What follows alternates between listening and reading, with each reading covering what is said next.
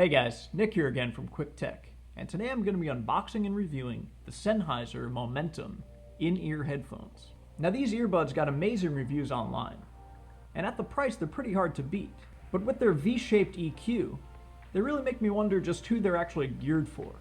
So let's give them a listen and see what they're all about.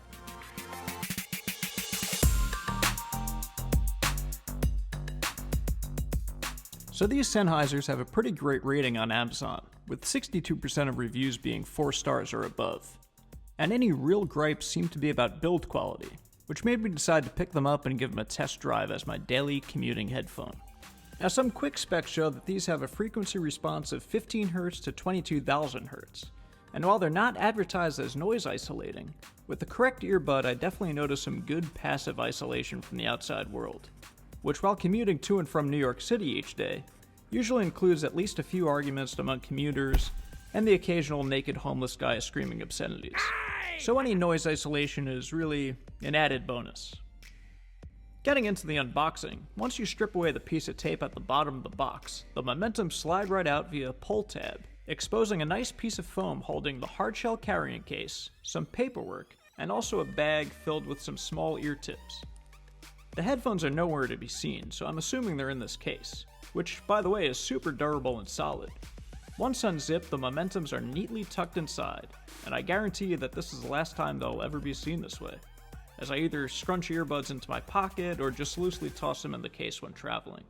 The earbuds themselves also have a pretty sleek design, with red hard plastic encasing the earbuds, and sporting a shiny Sennheiser logo right at the tip. The earbuds are also tilted at a 15-degree angle, which might feel familiar to those who have owned previous generations of the Beats Tour earbuds. The slight angle is supposed to help these earbuds fit a bit more naturally into your ear canal. The cable is super long and durable, and no matter how badly I mistreat these, they refuse to tangle. That being said, I did find the extra length to lend itself to catching onto other people's bags while commuting, or just generally getting in the way. The 3-button remote is always a nice touch, and feels pretty durable, and depending on which pair you pick up, will either work with iOS or Android. Links to both products are in the description below. Sennheiser also includes a myriad of tips ranging from super small to super big, so hopefully somewhere in between you'll find your perfect fit. Rounding out the headphones is the 90-degree 3.5mm headphone jack, which should hug your mobile device quite nicely. Aesthetics aside, let's see how these Sennheisers fare when it comes to sound. Now, horrific music taste aside, I couldn't get past the Momentum's V-shaped EQ.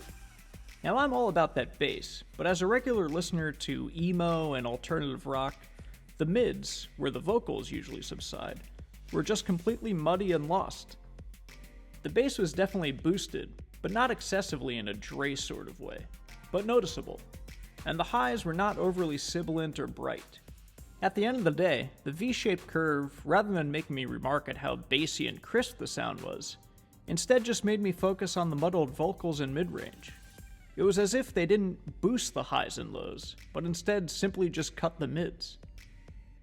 Now look, maybe it was because I was coming from the Eddie Modic HF3s as my daily headphones. Video link should be right above here. But these Sennheisers just didn't do the trick for me. Sure, they stayed in my ear nicely and looked super sleek, but really at the end of the day, it's all about sound, isn't it? So there you go, the Sennheiser Momentum In-Ear headphones. I'll be honest, for $70, not a bad deal, but maybe I was just expecting more.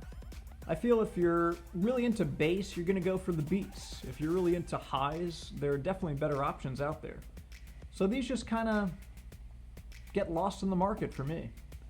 But hey, that's just one man's opinion. Let me know down in the comments below if you have the Sennheiser Momentums and what you think about them. As always, this has been Nick from Quick Tech, and we'll see you in the next one.